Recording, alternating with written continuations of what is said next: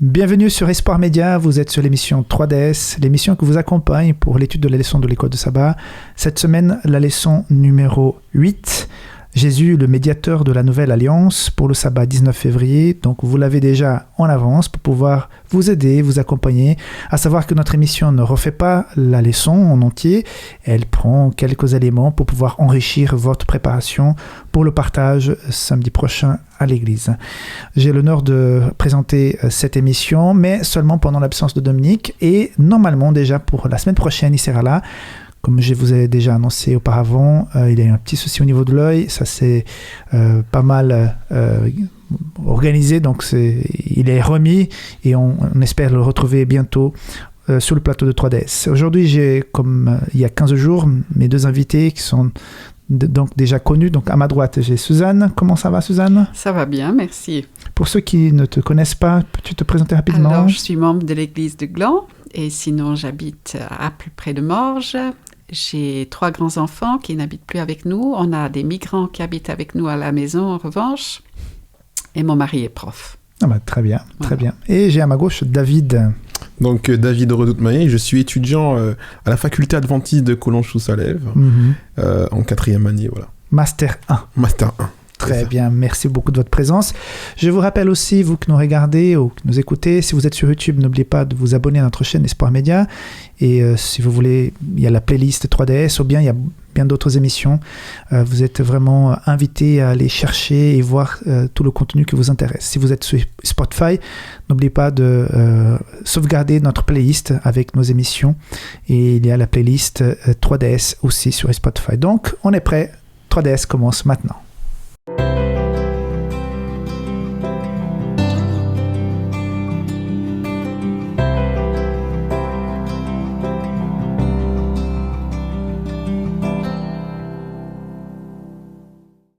Alors, il est question cette semaine d'une nouvelle alliance, d'un médiateur qui est Jésus de la nouvelle alliance. Avant d'aller dans le vif du sujet, je voudrais tout d'abord parler de changement, parce qu'une nouvelle alliance, ça veut dire qu'il y a eu un changement.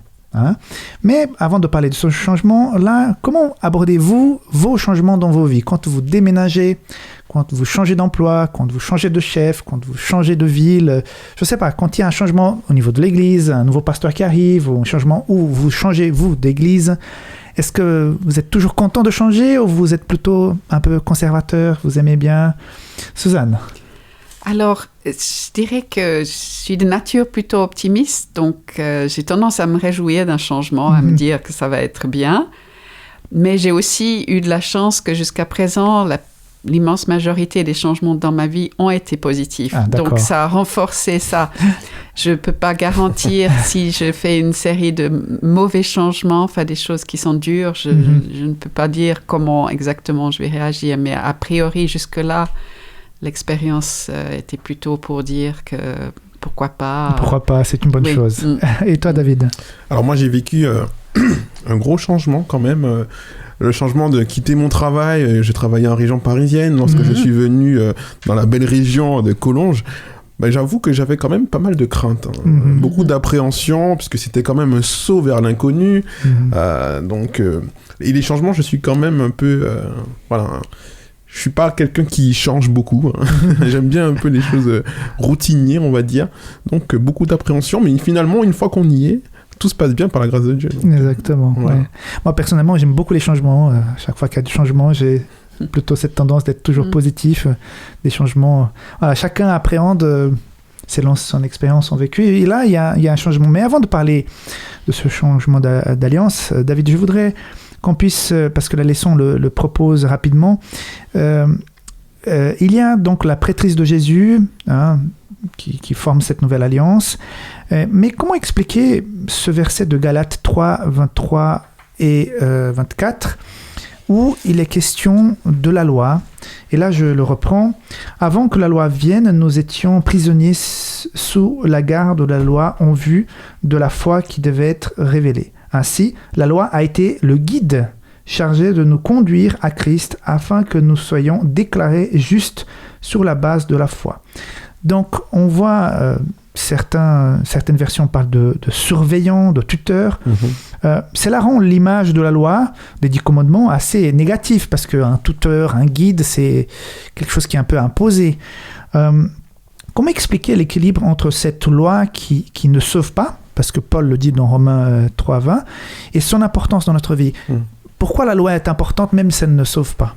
Déjà, premièrement, je pense que c'est important de recadrer le sujet, c'est-à-dire que Paul est baigné dans la culture juive.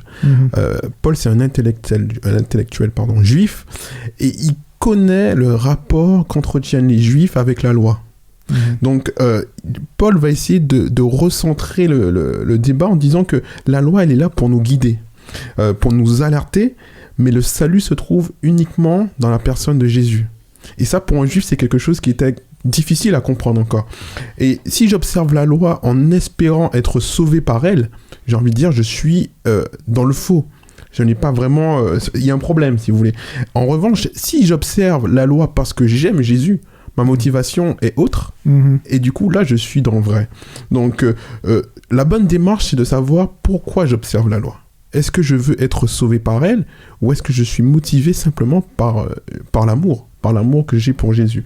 Cependant, je ne peux pas dire que parce que j'aime Jésus, je peux m'écarter de la loi. Non, ce serait trop facile, parce que Paul le dit bien dans Romains 7, à la fin du chapitre, il aspire à être un esclave, un serviteur de la loi de Dieu.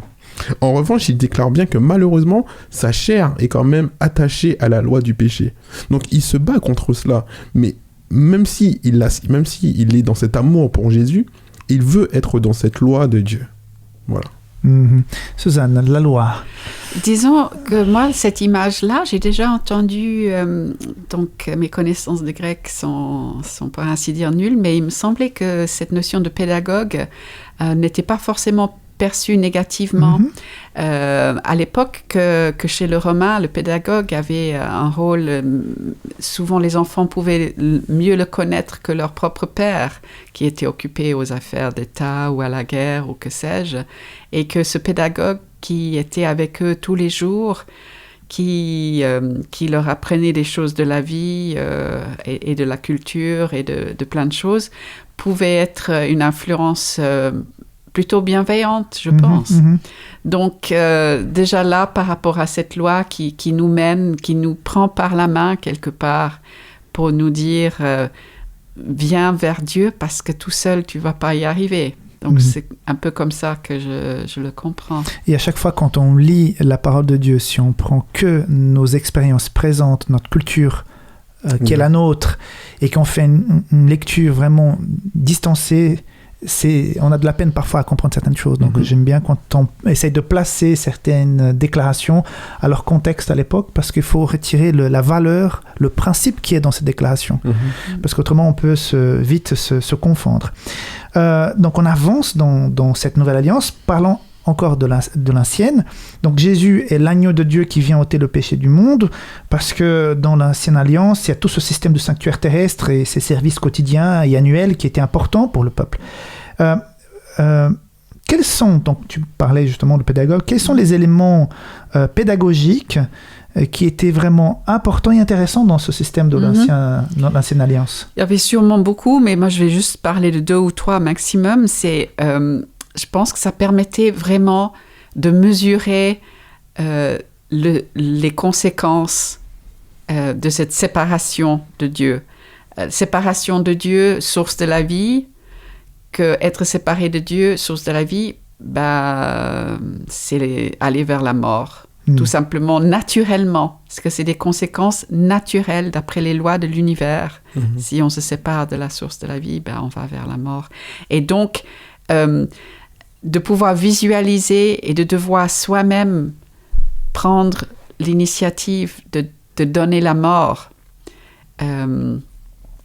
pour dire c'est parce que j'ai péché que je fais ça. Ça leur permettait vraiment de réaliser la gravité du péché, du fait que ces péchés faisaient souffrir les autres de toute façon, ceux envers qui j'ai péché, et aussi des animaux innocents. Et ça a exposé le grand mensonge de Satan, vous ne mourrez pas.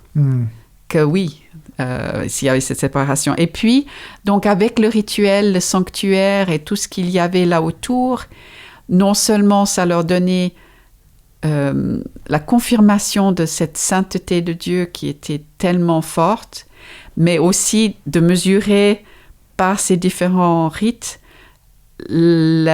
physiquement, de voir physiquement la distance qui les séparait. Tu parlais de fossé, fossé qui nous sépare de Dieu.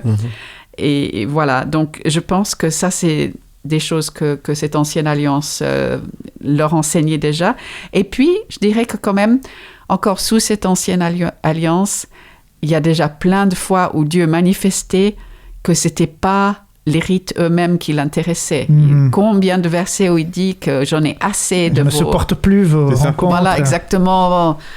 Ça me sort des narines, etc. Voilà. Et qu'il explique quel genre de sacrifice il veut. Et puis, il montre un tout autre des sacrifices du cœur, de penser aux autres. Enfin, voilà. Donc, déjà, sous l'Ancienne Alliance, elle n'est pas monolithique, elle n'est pas une seule vision de ce que Dieu essaie de montrer à son peuple, déjà.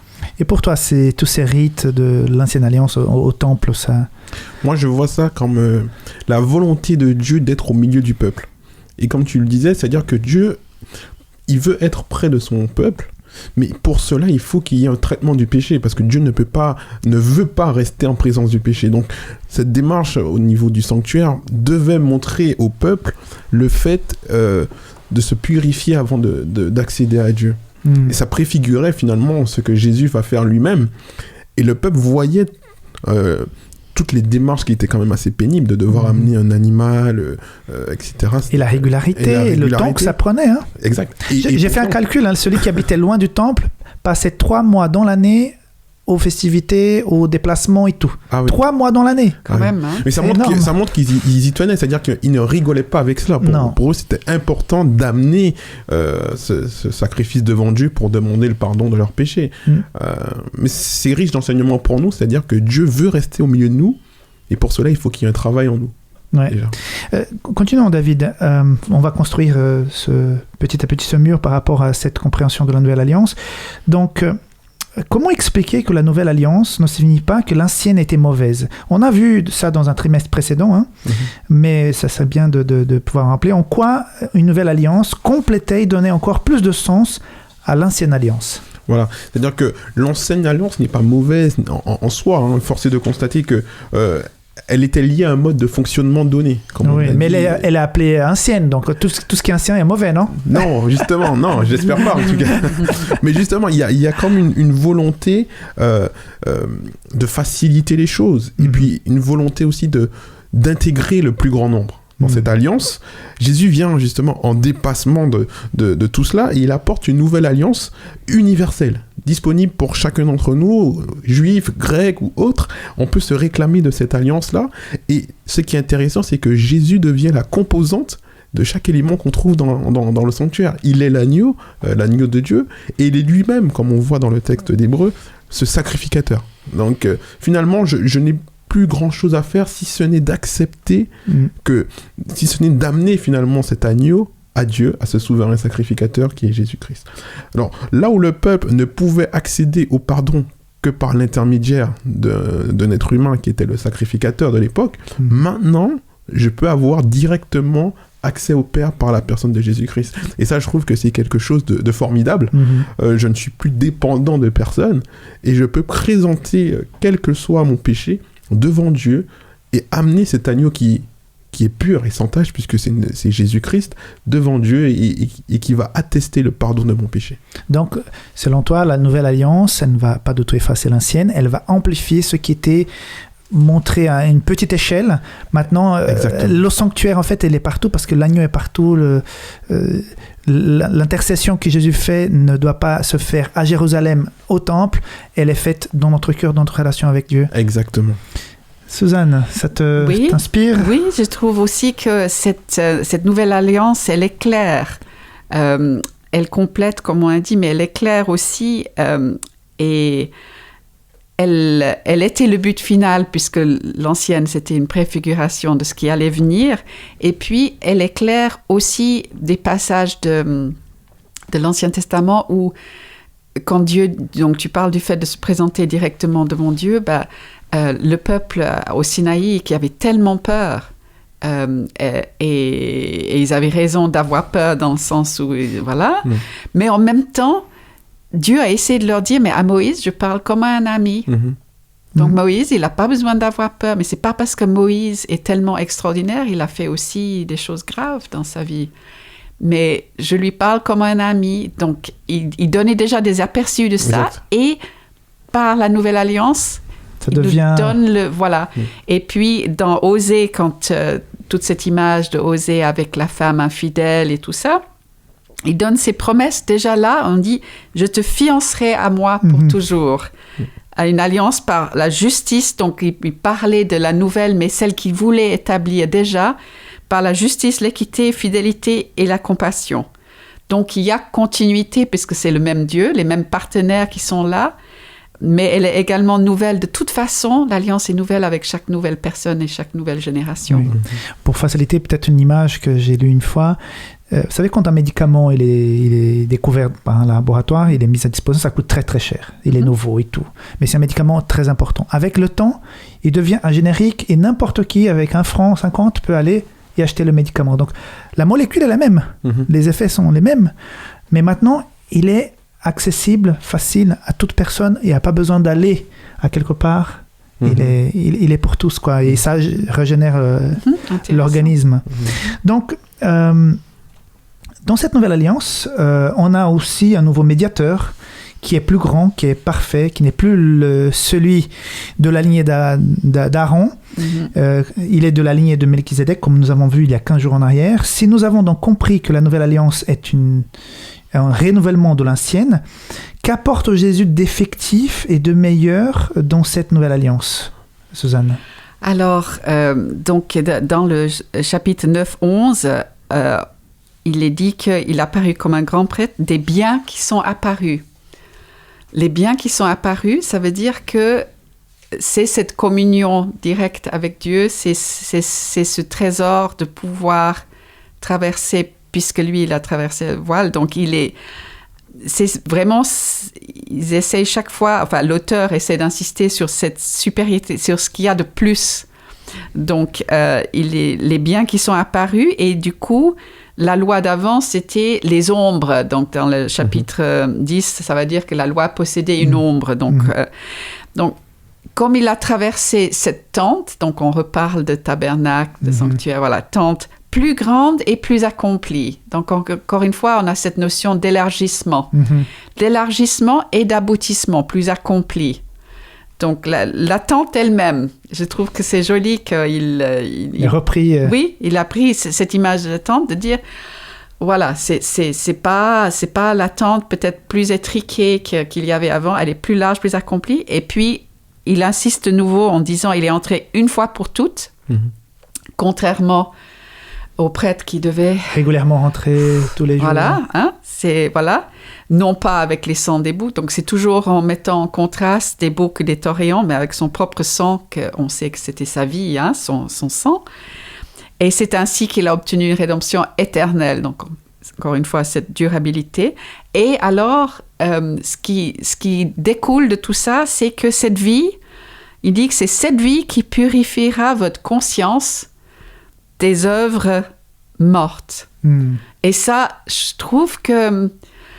Voilà, en tant que femme, on sait qu'on est censé faire toutes sortes de choses à notre peau, les hommes aussi de plus en plus maintenant, mais voilà, se débarrasser entre autres des peaux mortes et tout ça.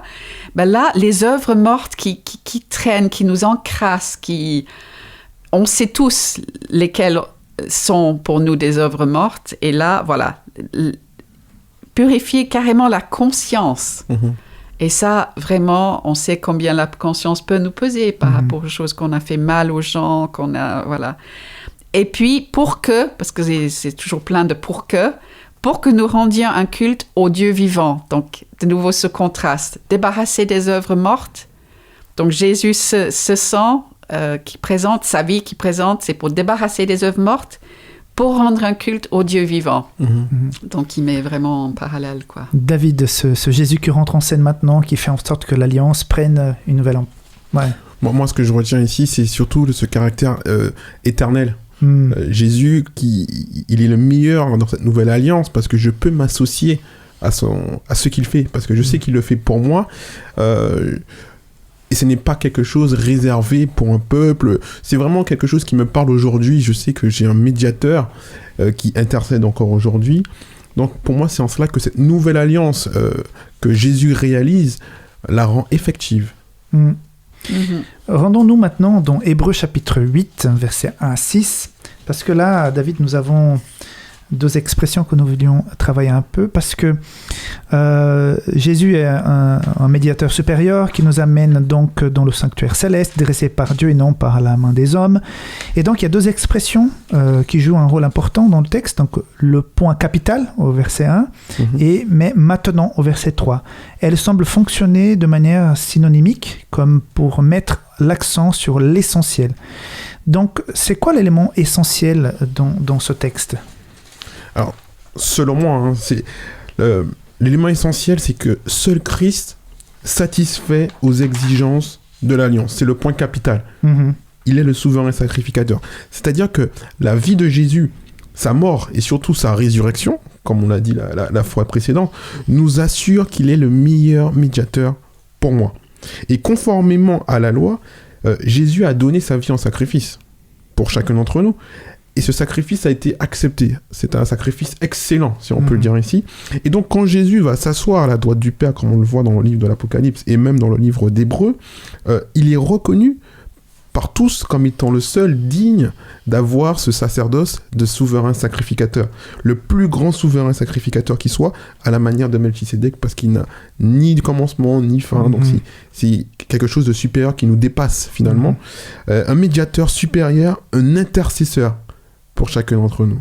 Donc pour moi, c'est ce point capital sur lequel l'auteur des Hébreux essaye de mettre l'accent, c'est que maintenant, nous avons un souverain sacrificateur qui est bien plus grand que ce que nous avons connu précédemment. Suzanne ? Oui, je trouve aussi que lorsque c'est encadré là tout de suite dans ces premiers versets par nous disons, il y a les deux points dans nos versions, nous avons un tel grand prêtre. Parce que dans les versets précédents, en fait, il est dans les versets précédents du verset 7, il est dit qu'il y avait besoin d'un tel grand prêtre. Et il est dit qu'est-ce qu'il devait présenter comme gage qui devait être saint, innocent, sans souillure, un peu comme tu le disais. Séparé des pécheurs et élevé au plus haut des cieux. Donc, il y avait vraiment plein de critères que vraiment seulement lui pouvait remplir. Et donc, c'était dans son être. Toutes ces choses, c'est par rapport à son être et aussi par le fait qu'il s'est offert lui-même. Voilà. Donc, il y avait dans son essence et dans son action qu'il apportait cette... qui pouvait jouer ce rôle, un tel grand prêtre dont on avait besoin. Donc, nous avons cerné un petit peu le ministère de Jésus. Maintenant, il est question de nous, les adorateurs. Donc, dans Jérémie 31, 33, Ézéchiel aussi 36, parle que la loi, maintenant, elle est plus sur des tables de pierre, mais ni sur des rouleaux, mais désormais dans notre cœur.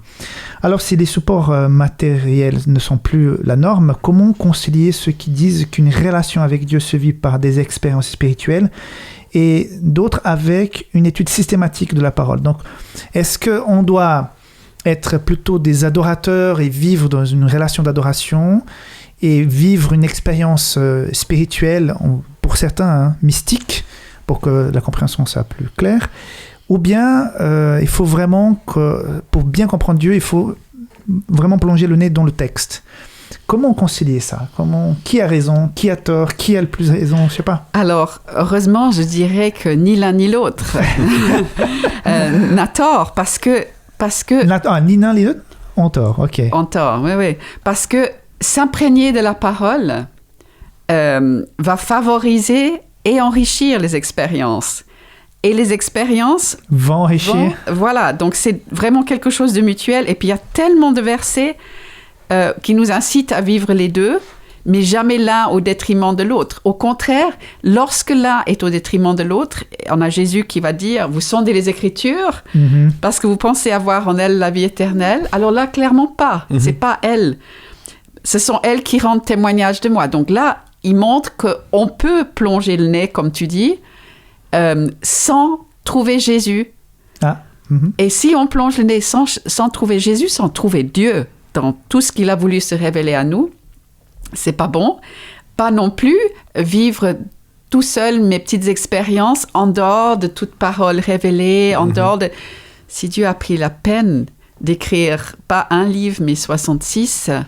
c'est qu'il y avait une bonne raison. C'est que, voilà, et qu'il voulait, par toutes sortes de moyens, nous parler. Et donc, pour moi, c'est vraiment, ça va ensemble. Et puis, quand David dit « J'ai caché ta parole dans mon cœur », c'est que ça va ensemble, justement. Le cœur qui est siège aussi de la raison, mais aussi des expériences. Des émotions. Donc, j'ai caché ta parole dans mon cœur afin que je ne pêche pas contre toi. Donc, on sait que ça veut dire ne pas manquer le but, ne pas rater la cible. Et c'est pour ça aussi il parle de lampe, parce que clairement, si j'ai pas de lampe, j'avance, je fais des expériences. Mais si je suis dans le noir, si j'ai pas la lampe pour éclairer mes pieds, ben je vais non seulement manquer le but, mais me prendre les pieds dans le tapis et tout le reste. Je vous pose ces questions parce que on peut, à la lecture de ces textes, dire Jésus maintenant est notre souverain sacrificateur, il y a une nouvelle alliance, tout ce qui est vieux c'est dépassé, les 10 commandements tu oublies, il faut vivre une expérience avec Dieu. C'est pour ça qu'il faut équilibrer donc cette lecture, parce que la lecture, l'étude de la parole, même quand on vit une relation forte avec Dieu, elle est toujours fondamentale, n'est-ce pas, David? Moi, je crois foncièrement que Dieu se révèle dans sa parole. C'est le seul outil que nous avons pour véritablement connaître Dieu. Et après, c'est vrai qu'on est dans un monde maintenant où tout n'est qu'expérience. Voilà, exact. Dans le monde du marketing, voilà, il faut vivre une expérience, c'est quelque chose, c'est plus important. Et ça vient un peu dans nos églises aussi, c'est vrai. Et du coup, on va plus se fier à notre instinct, à ce qu'on a ressenti, plutôt qu'à un moment où on va partager une étude de la parole. Mais je crois qu'il faut rester mesuré, équilibré. Donc, aucun n'a tort, aucun n'a raison, parce que ceux aussi qui vont se cantonner à dire toute expérience est mauvaise, à ce moment-là, je pense qu'ils ratent quelque chose de foncièrement enrichissant pour leur vie spirituelle. Et au contraire aussi, ceux qui vont s'attendre à des expériences peuvent chavirer, peuvent être amenés à basculer sur une nouvelle expérience qui va les toucher. Et je crois que Dieu parle tant à nos cœurs qu'à notre intellect aussi. Tout à fait, on ne peut pas les dissocier. C'est ça. Justement, pour aller dans cette direction, dans Romains chapitre 13, versets 8 à 10, il est dit que l'amour est à l'accomplissement de la loi.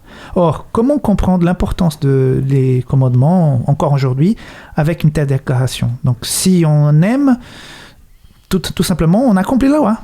Donc, alors, pourquoi s'embêter avec ne pas adorer des images, à respecter les parents, à observer le sabbat? Si Jésus est essentiel, pourquoi se casser la tête à obéir les commandements? Alors, c'est une question qui revient souvent, surtout pour les jeunes. Pourquoi s'embêter à... Voilà, j'aime Jésus, j'aime les autres. Je crois qu'il faut quand même beaucoup d'humilité lorsqu'on nous sommes face à ces questions-là. Paul dit que l'amour, tu disais, est l'accomplissement de la loi. Je suis personnellement d'accord avec Paul. Pourquoi? Parce que la Bible déclare que Dieu est amour. Donc, l'amour définit Dieu. Autrement dit, lorsque Paul dit que l'amour est l'accomplissement de la loi, moi je comprends que Jésus-Christ, qui est l'amour, est l'accomplissement de la loi. Donc ça me va très bien. Et pour répondre à ta question, si j'aime les gens et que Jésus c'est l'essentiel pour moi, pourquoi obéir aux commandements tels que le sabbat ou autres? Simplement parce que pour moi, ces éléments ne sont pas opposés. C'est-à-dire que lorsque j'aime Jésus et que j'aime les gens, cela me pousse à aider mon prochain, cela me pousse à ne pas voler, à ne pas mentir, à ne pas tuer. Donc là, je respecte les commandements, mais pourtant, je ne me suis pas dans une démarche de dire il ne faut pas que je tue. Non, c'est parce que j'aime les gens, parce que j'aime Jésus, que cela me pousse à faire du bien aux autres. Lorsque j'aime Jésus, lorsque j'aime les gens et que j'aime Jésus, cela me pousse à honorer mes parents. Parce que j'aime mes parents. Lorsque j'aime Jésus et que j'aime ma femme, cela me pousse à ne pas commettre d'adultère. Donc, en fait, c'est pas des choses qui me demandent un effort. Lorsque j'aime Jésus et j'aime mes frères et sœurs en Christ, cela me pousse à aller le sabbat matin en communion avec mes frères et sœurs. Lorsque je suis au temple le sabbat matin, je me pose pas la question de savoir si c'est un commandement. Non, au contraire, je suis là pour passer un moment de fraternité tous ensemble. Je ne suis pas dans une démarche de me dire il faut que j'aille à l'église parce qu'on c'est un commandement. Non. Donc en fait, je pense que l'amour et les commandements ne sont pas opposés. Et malheureusement, on a trop souvent essayé de les dissocier pour les manipuler.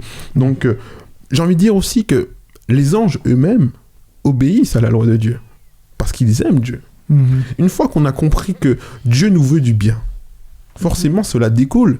On a envie de faire plaisir, de ne pas déplaire à celui qui nous veut du bien. Alors en t'écoutant, si les commandements me pèsent, c'est que j'ai perdu à quelque part cette connexion avec l'amour du Christ qui fait en sorte que finalement ça ne pèsera pas parce que ça sera tout à fait naturel. Voilà. Donc si on est en train de parler à quelqu'un aujourd'hui pour qui les commandements c'est un lourd fardeau, c'est qu'il y a un souci. En fait, il faut retrouver le sens. Voilà. Pourquoi je fais les choses ? Est-ce que je fais les choses parce qu'il est écrit ou est-ce que j'ai compris que Dieu veut mon bien ? Dieu n'est pas là pour nous dire il faut faire ça sinon.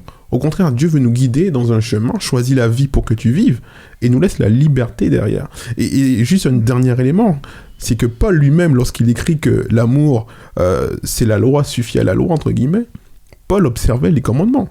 Paul se rendait à la synagogue tous les sabbats, Paul aimait son prochain, Jésus aussi. Donc en fait, Paul qui le dit, n'a pas dérogé au commandement. Donc pourquoi nous appuyons sur ce texte de Paul pour essayer de...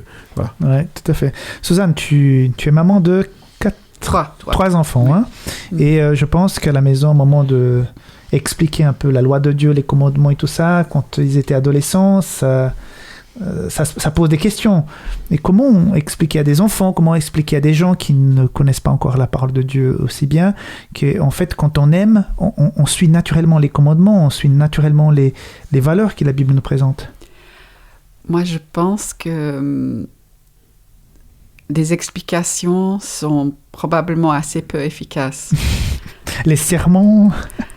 Oui, je pense qu'avec le recul et même en voyant aussi autour de moi, les explications sont peu efficaces et c'est plutôt si des enfants comme d'autres adultes aussi peuvent voir les signes d'une relation que ça peut leur faire envie. Après, c'est aussi libre à eux de choisir et il y a différents moments où ces choix peuvent être faits, mais que c'est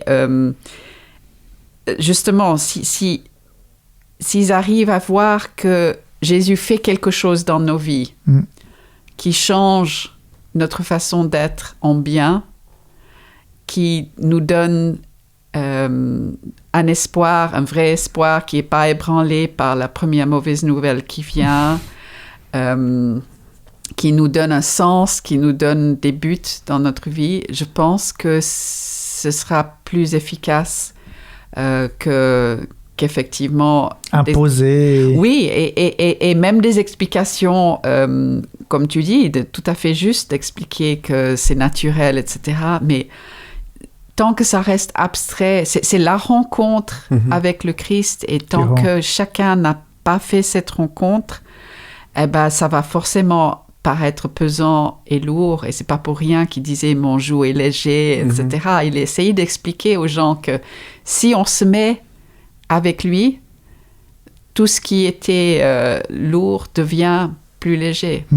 Mais dès qu'on veut tout reprendre sur nous-mêmes, et hop, ça y est, je reprends mon sac et je repars, ben voilà. Ça va pas.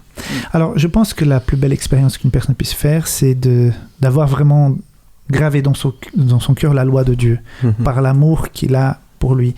Est-ce que vous avez, dans votre vie, dans vos églises, témoigné d'une conversion de quelqu'un ou peut-être vous-même, je ne sais pas, hein, vous pouvez parler aussi de votre expérience, quand vous avez ressenti que cette personne avait vraiment reçu la loi de Dieu, les valeurs de Dieu, le salut en Jésus-Christ dans son cœur, et qu'il y a eu un profond changement. Moi, je suis toujours impressionné de voir, ça fait longtemps que j'ai vécu ma conversion, mais quand je vois la conversion d'autres personnes qui viennent de très très loin, je dis... Mon Dieu, c'est merveilleux. Ton pouvoir est tellement grand que cette personne, que, humainement parlant, on pourrait dire qu'il n'y a pas... Moi, en tant que pasteur, j'ai déjà rencontré des gens, j'ai dit, mais non, cette personne ne va jamais accepter le Christ. Elle est tellement loin. Et puis après, Dieu me donne une claque et on dit, mais voilà, mon pouvoir. Parce que là où il y a l'espérance, il y a l'amour, Dieu peut agir. Donc, est-ce que vous avez déjà témoigné des choses comme ça? Moi, ça me fait penser à un ami qui, lui, a grandi dans l'église et qui a petit à petit quitté en partie. Et c'était intéressant de voir qu'il a rencontré Dieu bien après. C'est-à-dire que même s'il avait connu de manière théorique, j'ai envie de dire, il connaissait la Bible, il connaissait des textes, etc. Mais sa rencontre avec Dieu s'est passée dans des moments difficiles de sa vie. Hein. Et bien plus tard dans la vie. Bien plus tard.